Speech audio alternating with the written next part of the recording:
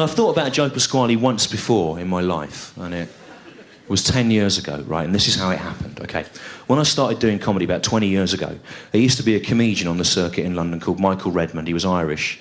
He lives in Glasgow now. And what he used to do was he used to have big bushy hair and a kind of droopy moustache and very deep-set eyes.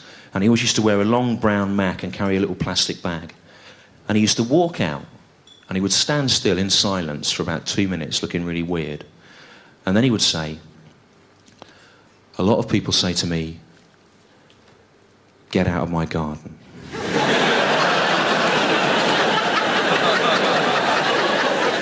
Now, as far as I'm concerned, that is the greatest opening line ever. And not just to a comedy set, to anything. I don't think there's a book or a play or a film that couldn't be improved by having that as it... The book of Genesis would make a lot more sense if it just...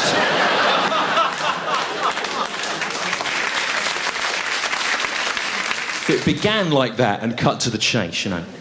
And it always used to get a really good laugh, that joke. But it got a much bigger laugh in 1995 when Joe Pasquale did it as one of his jokes in his Raw Variety performance set of that year.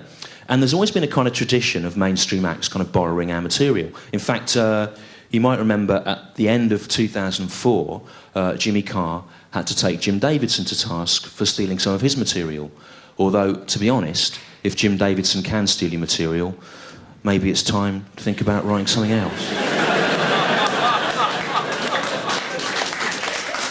Although, to be fair to Jimmy Carr, right, it was a kind of sexist bit that he'd written with a sense of irony that Jim Davidson was able to appropriate at face value. One of the kindest things you can say about Jim Davidson as a fellow comic is he's not a performer who is troubled by the possibility of duality of meaning. Right? So I did this piece for a Sunday newspaper in '95 about this idea of material theft. And I rang up Joe Pasquale and I said to him, "How did you think of that joke about the garden?" And Joe Pasquale said, "I thought if someone looked out of their window and they saw me in their garden, they would say, 'Get out of my garden.'" Now, that's not quite right, is it? Because if you looked out of your window and you saw Joe Pasquale in your garden, you'd just go, "Is that Joe Pasquale?"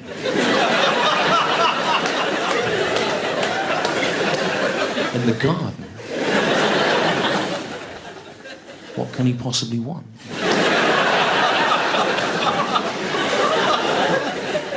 Because that joke only really works if an anonymous weirdo is saying it. As soon as you introduce a celebrity into it, it's structurally compromised. Well, it is, isn't it? You know. So I said to him, "Are you sure you wrote that joke?" I think it's one of Michael Redmond's jokes. And he said he couldn't remember if he'd written it. And it is difficult to remember sometimes if you've had an idea, especially when they occur as thick and fast as they must do in the mind of Joe Pasquale. On an almost biannual basis. And then he said he thought one of his writers might have written it, and it turned out what he meant by writers was not so much people that wrote for him as people that went around writing things down that other comedians had said. But there's a kind of belief amongst the kind of mainstream acts. They say it's not possible to copyright a joke. They say you can't own a joke. So, bearing that in mind, I've tried to write a joke that Joe Pasquale won't be able to steal, right? And it goes like this. Joe Pasquale goes into a bar. He says to the barman, "I'd like a pint of beer, please."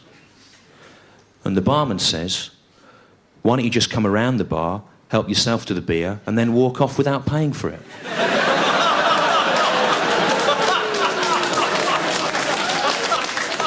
After all, you are Joe Pasquale. Or perhaps send in someone else to steal the beer for you. And then deny that beer can actually be owned.